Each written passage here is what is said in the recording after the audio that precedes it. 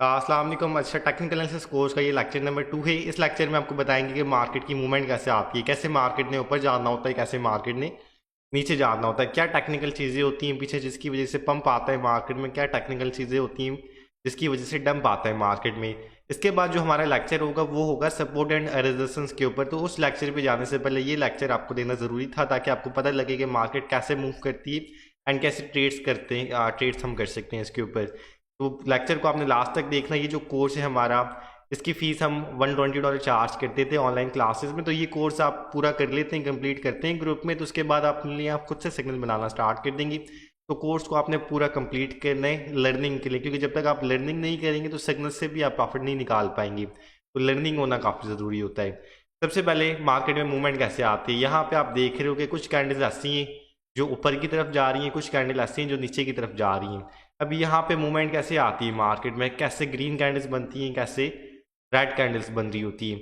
अब ये जो ग्रीन कैंडल्स होती हैं इनका मतलब क्या है कि मार्केट में पैसे आ रहे हैं, मार्केट में इन्वेस्टमेंट आ रही है। यहाँ पे किसी ने इन्वेस्टमेंट की तो मार्केट ऊपर गई, फिर इन्वेस्टमेंट की मार्केट ने फिर ऊपर गई, फिर किसी ने इन्वेस्टमेंट की मार्केट में फिर मार्केट ऊपर गई, फिर इन्वेस्टमेंट की किसी ने मार्केट में तो मार्केट ऊपर गई, फिर किसी ने अपने पैसे निकाले तो मार्केट नीचे आ गई, फिर किसी ने ख़रीदा कॉइन को फिर मार्केट फिर ऊपर गई, फिर किसी ने निकाले पैसे तो मार्केट नीचे आ गई। तो ये रीज़न होता है कि मार्केट ऊपर एंड नीचे जा रही होती है। अब यहाँ पे आप सम टाइम देखते हो कि काफ़ी ज़्यादा बड़ी मूवमेंट आ रही है। जैसे मैं यहाँ पे मंथली टाइम फ्रेम लगाता हूँ, आप देखते हो काफ़ी ज़्यादा बड़ी मूवमेंट्स आ रही है मार्केट में। बड़ी मूवमेंट्स का क्या मतलब होता है, अब यहाँ पे जैसे आपको दिख रहा है कि मार्केट सबसे पहले नीचे से ऊपर जा रही है, आहिस्ता आहिस्ता मार्केट नीचे से ऊपर जा रही है, जा रही है, जा रही है, एकदम पीक के ऊपर आ जाती है मार्केट। फिर उसके बाद ये नीचे जाना स्टार्ट हो जाती है। अब नीचे जाने की क्या वजह होती है कि जिन्होंने नीचे से ख़रीदा था इसको, कॉइन को यहाँ से ख़रीदा था, यहाँ से ख़रीदा था, अब वो उसको यहाँ पे सेल कर रहे हैं अपना प्रॉफिट बनाने के लिए। वो सेल कर रहे हैं तो मार्केट से इन्वेस्टमेंट आहिस्ता आहिस्ता नहीं कर रही है, तो आहिस्ता आहिस्ता डाउन आना स्टार्ट हो गई मार्केट। फिर यहाँ पे बाइंग प्रेशर आता है तो फिर इन्वेस्टमेंट आती है मार्केट में, फिर मार्केट आहिस्ता आहिस्ता ऊपर जाती है।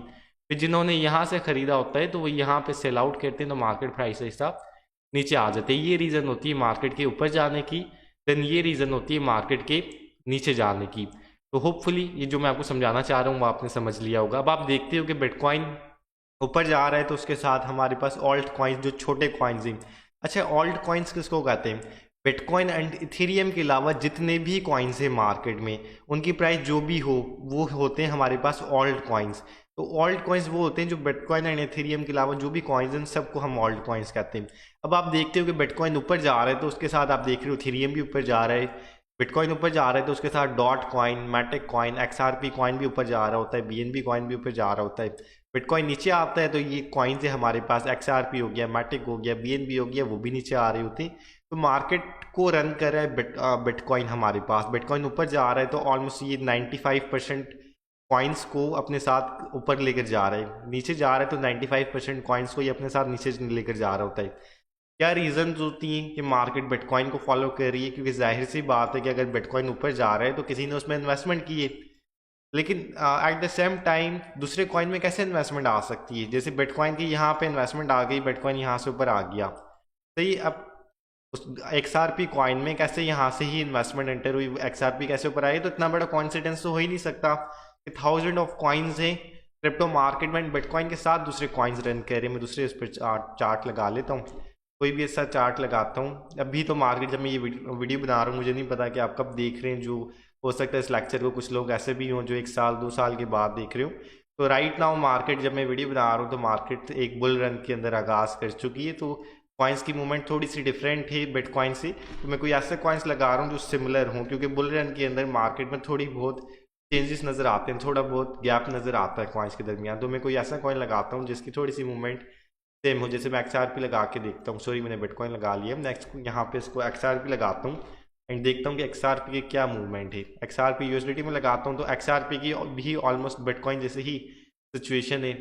बिटकॉइन यहाँ से ऊपर जाता है इस पॉइंट से, 15 मिनट वाला मैंने टाइम फ्रेम लगाया हुआ है, इस पॉइंट से ऊपर जाता है बिटकॉइन एंड XRP भी इसी पॉइंट से ऊपर आ जाता है।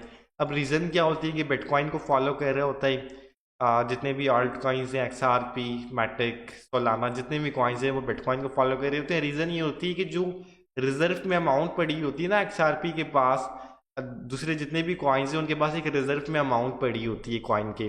تو وہ کیا کرتے ہیں کہ بٹ کوائن میں اس اماؤنٹ کو کنورٹ کرتے ہیں اینڈ اپنے کوائن کے ریزرو میں ڈال دیتے ہیں. تو بٹ کوائن کی جب پرائز انکریز ہوتی ہے تو ان کے ریزرو آٹومیٹکلی ایسے اس طرح انکریز ہونا اسٹارٹ ہو جاتے ہیں. بٹ کوائن کی پرائز ڈکریز ہوتی ہے تو ان کے ریزرو آٹومیٹکلی ڈکریز ہونا اسٹارٹ ہو جاتے ہیں. جس کے بعد ہمیں دیکھنے کے لیے ملتا ہے کہ بٹ کوائن اوپر جا رہے تو ایکس آر پی بھی یہاں پہ اوپر جا رہے, اس پوائنٹ سے ایکس آر پی بھی اوپر جا رہے. بٹ کوائن یہاں سے نیچے آ رہے تو ایکس آر پی بھی اس پوائنٹ سے نیچے آ رہا ہے. تو سملر پوزیشن آپ کو نظر آتی ہے. بٹ کوائن یہاں سے اوپر جا رہے تو ایکس آر پی بھی آپ کو اس پوائنٹ سے اوپر جاتا نظر آتا ہے. اس کا یہ نہیں مطلب کہ ہمیشہ بٹ کوائن کو ہی فالو کرنا, اس کے صرف ریزرو کی وجہ سے موومنٹ ایک جیسی ہوتی ہے. لیکن ایکس آر پی میں جب اماؤنٹ زیادہ انویسٹمنٹ ہو جاتی ہے تو پھر بٹ کوائن کے مقابلے میں زیادہ اوپر جانا اسٹارٹ ہو جاتا ہے. ایکس آر پی سے پیسے زیادہ نکل جاتے ہیں باہر تو بٹ کوائن کے مقابلے میں زیادہ نیچے جانا اسٹارٹ ہو جاتا ہے. بس ایک اسپیسیفک اماؤنٹ میں ریزرو ان کے پڑے ہوئے ہوتے ہیں بٹ کوائن میں, جس کی وجہ سے سیم موومنٹ ہوتی ہے آلٹ کوائنس میں اینڈ بٹ کوائن میں. کچھ ٹائم پہلے لونا سی کوائن جو آپ میم کوائن کے نام سے اس کو جانتے ہوں گے, $1 کے کافی زیادہ کوائن وہ آتے تھے, تو ابھی بھی آتے ہیں. تو جب اس کی پرائس تھی $70 تو $70 سے وہ ہمیں دیکھنے کے لیے ملا تھا زیرو کے اوپر, زیرو پہ ہو گیا تھا وہ کوائن. صحیح ہے, ایک ٹائم پہ لونا سی کوائن $70 پہ تھا. تو اس کا ایک اسٹیبل کوائن تھا USTC آئی تھنک نام تھا, میں بھی میں غلط ہوں, آپ ایک دفعہ نام کریکٹ کر لینا بائنانس پہ جا کے. تو ان کا ایک اسٹیبل کوائن تھا جو انسٹیبل ہو گیا تھا. تو اس کو صرف اسٹیبل کرنے کے لیے جو ایک ریزرو میں اماؤنٹ پڑی ہوئی تھی لونا سی کے پاس, بٹ کوائن کے ریزرو میں جو اماؤنٹ پڑی ہوئی تھی کافی بڑی اماؤنٹ تھی. تو انہوں نے کیا کیا کہ اپنے کوائن کو اسٹیبل کوائن کو اسٹیبل رکھنے کے لیے, کیونکہ وہ نیچے آ گیا تھا, اس کو سیل کرنا اسٹارٹ کیا بٹ کوائن کو, تاکہ بٹ کوائن کو بیچ کے ہم اپنا اماؤنٹ ڈال لیں USDT میں کنورٹ کر کے یا USTC میں کنورٹ کر لیں تاکہ کوائن اگین اوپر آ جائے. وہ کوائن انسٹیبل ہو کے نیچے آنا اسٹارٹ ہو گیا تھا. تو لونا کے جو فاؤنڈرز تھے انہوں نے بٹ کوائن کو سیل آؤٹ کرنا اسٹارٹ کیا جو ان کے پاس ریزرو میں پڑے ہوئے تھے. تو بٹ کوائن میں ایک سیلنگ پریشر آیا تو بٹ کوائن نے بھی کریش کر دیا. تو بٹ کوائن پھر آپ کو نظر آیا تھا آئی تھنک 2020 میں ہمیں نظر آیا تھا آلموسٹ $24,000 کے بعد, صرف لونا کی وجہ سے. تو جتنے بھی کوائنز ہیں سب کے پاس, آلموسٹ سب کے پاس ہمارے پاس بٹ کوائن کے ریزرو میں اماؤنٹ پڑی ہوتی ہے, تو اس کو فالو کرتے ہیں. باقی ان کے اندر کوئی آرگینک زیادہ اماؤنٹ انٹر ہو جاتی ہے تو بٹ کوائن کے مقابلے زیادہ اوپر جانا اسٹارٹ ہو جاتے ہیں. جیسے یہاں پہ میں دیکھ رہا ہوں کہ بٹ کوائن یہاں سے تھوڑا سا نیچے آیا ہے اس پوائنٹ سے, میں یہاں پہ جو مارک کیے میں اس کو ہٹا دیتا ہوں, یہاں سے تھوڑا سا نیچے آیا ہے اس پوائنٹ سے, لیکن ایکس آر پی یہاں پہ زیادہ نیچے آ گیا. ایسے یہ ریزن کیا ہے کہ ایک تو بٹ کوائن کے ریزرو کی وجہ سے اس کو اتنا نیچے آنا تھا, اینڈ اس کے علاوہ کسی جس نے ایکس آر پی خریدا ہوا USDT کی فارم کے اندر, انہوں نے اس کو پھر سیل کرنا اسٹارٹ کر دیا تو پھر وہ ایکسٹرا بھی نیچے آ گیا. صحیح, تو ایکس آر پی جتنے بھی آلٹ کوائنز ہیں وہ بٹ کوائن کو تو فالو کریں گی, لیکن ان میں کوئی ایکسٹرا اماؤنٹ انویسٹمنٹ ہو جاتی ہے تو بٹ کوائن کے مقابلے میں زیادہ اوپر جا رہا ہوتا ہے. بٹ کوائن تھوڑا سا اوپر جاتا ہے لیکن یہ کوائنز اوپر زیادہ اوپر جاتے ہیں. بٹ کوائن تھوڑا سا نیچے جاتا ہے لیکن یہ کوائن زیادہ نیچے جا رہے ہوتے ہیں کیونکہ ان میں زیادہ اماؤنٹ ان سے نکل رہی ہوتی ہے. تو ہوپ فلی آپ کو پتہ لگ گیا ہوگا کہ مارکیٹ کیسے ورک کرتی ہے. مارکیٹ میں انویسٹمنٹ آتی ہے تو پمپ کرتی ہے, مارکیٹ سے انویسٹمنٹ نکلتی ہے تو مارکیٹ ڈمپ کرتی ہے. سیکنڈ لیکچر ہمارا ہوگا سپورٹ اینڈ ریزسٹنس کا, جو کافی زیادہ امپورٹنٹ ہوگا. وہ کی پوائنٹس میں آپ کو بتاؤں گا اس لیکچر میں, جو میں بھی آپ کو نہ پتہ ہوں, تو اس کا آپ نے انتظار کرنے. ملاقات کریں گے نیکسٹ لیکچر میں, جب تک کے لیے اللہ حافظ.